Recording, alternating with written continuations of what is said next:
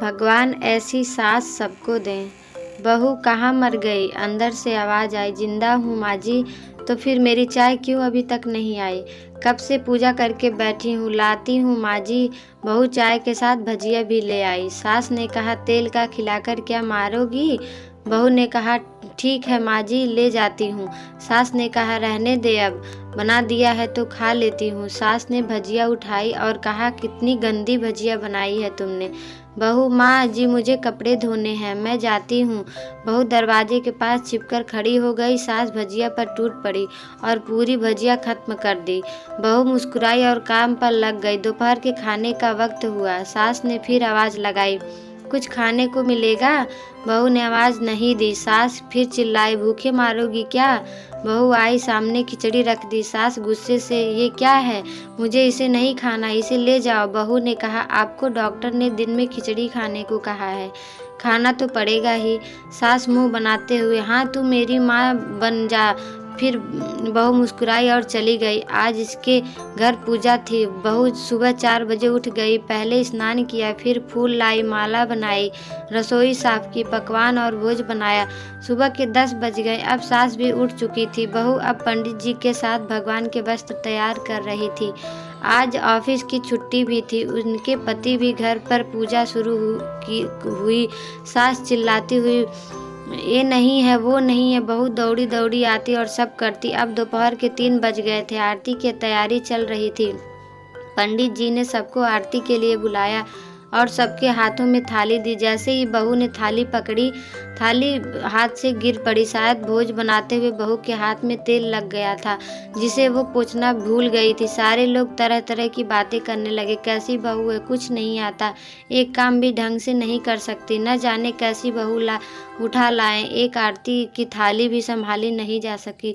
उसके पति भी गुस्सा हो गए, पर सास चुप रही, कुछ नहीं कहा। बस यही बोला कि छोड़ दिया, सीख रही है, सब सीख जाएगी। धीरे धीरे अब सबको खाना परोसा जाने लगा। बहू दौड़ते दौड़ते खाना देती, फिर पानी लाती। करीब 70-80 लोग हो गए थे।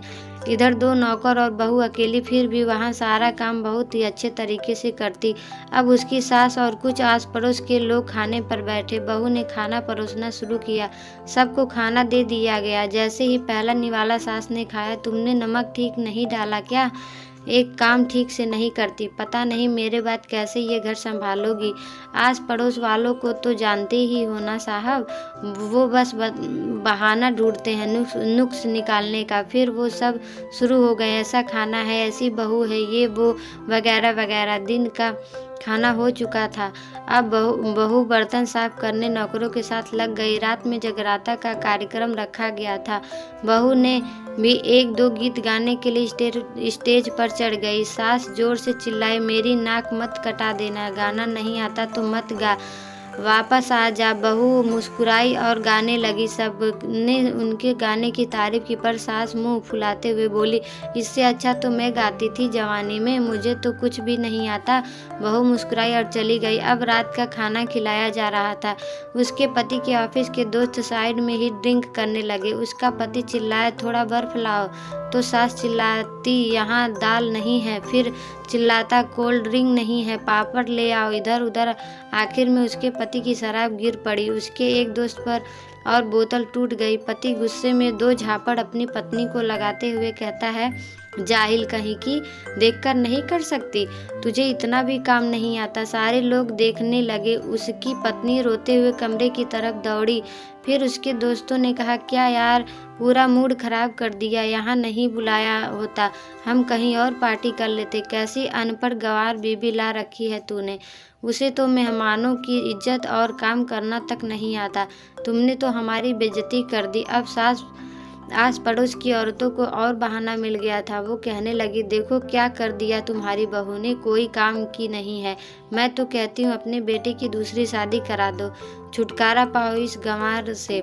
सास उठी और अपने बेटे के पास जाकर उसे थप्पड़ मारा और कहा, अरे नालायक, तुमने मेरी बहू को मारा, तेरी हिम्मत कैसी हुई, तेरी टांग तो तोड़ दूंगी। उसके बेटे के दोस्त कुछ कहने ही वाले थे कि उसकी माँ ने घूमते हुए कहा, चुप, बिल्कुल चुप। यहाँ दारू पीने आए हो जबकि पता है आज पूजा है और तुम्हें पार्टी करनी है। कैसे संस्कार दिए हैं तुम्हारे माता पिता ने। और किसने मेरी बहू को जाहिल बोला? जरा इधर आओ, चप्पल से मारूंगी अगर मेरी बहू को किसी ने एक शब्द भी कहा तो। अरे पापी, तूने उस लड़की को बस इसलिए मारा कि तेरी शराब टूट गई? पापी, वो बच्ची सुबह 4 बजे से उठी है, घर का सारा काम कर रही है, ना सुबह से नाश्ता किया ना दिन का खाना खाया, फिर भी हंसते हुए सबकी बातें सुनते हुए ताने सुनते हुए घर के काम में लग रही है। तेरे यार दोस्तों को अच्छी नहीं लगी, जूते से मारूंगी तेरे दोस्तों को जो कभी उन्होंने ऐसा कहा। उसके यार दोस्त चुपके से खिसक लिए। अब सास बहू के कमरे में गई और बहू का हाथ पकड़कर बाहर लाई। सबके सामने कहने लगी, किसने कहा था अपनी बहू को घर से निकालने के, दूसरी बहू ले आना। जरा सामने आओ। कोई सामने नहीं आया। फिर सास ने कहा, तुम जानते भी हो क्या हो इस लड़की के बारे में? ये मेरी माँ भी है, बेटी भी है। माँ इसलिए मुझे गलत काम करने पर डांटती है और बेटी इसलिए कभी कभी मेरे दिल की भावनाएं समझ जाती है। मेरी दिन रात सेवा करती है, मेरे 1000 ताने सुनती है, पर एक शब्द भी गलत नहीं कहती, ना सामने ना पीठ पीछे। और तुम कहते हो दूसरी बहू लाऊं? याद है ना छुट्टी की दादी अपनी बहू की करतूत। सास ने गुस्से से पड़ोस की महिला को कहा, अभी पिछले हफ्ते ही तुमने मियाँ बीवी भूखे छोड़ घूमने चले गए थे। मेरी इसी बहू ने 7 दिनों तक तुम्हारे घर पर खाना पानी, यहाँ तक कि तुम्हारे पैर दबाने जाती थी, और तुम इसे जाहिल बोलती हो? जाहिल तो तुम सब हो जो कोयले और हीरे में फ़र्क नहीं जानते। अगर आइंदा मेरी बहू के बारे में किसी ने एक लफ्ज़ भी बोला तो मुझसे बुरा कोई नहीं होगा, क्योंकि ये मेरी बहू नहीं, मेरी बेटी है। बहू सिसकियाँ लेते हुए फिर कमरे में चली गई। सास ने एक प्लेट उठाई और भोजन परोसा। बहू के कमरे में खुद ले गई। सास को भोजन लाते देखा तो बहू ने कहा, अरे माँ जी, आप क्या कर रही हो, मैं खुद ले लेती। सास ने प्यार से ताना मारते हुए कहा, डर मत, इसमें जहर नहीं है, मार नहीं डालूंगी तुझे। नई सास चाहिए होगी, पर मुझे अभी भी तू ही मेरे घर की बहू चाहिए।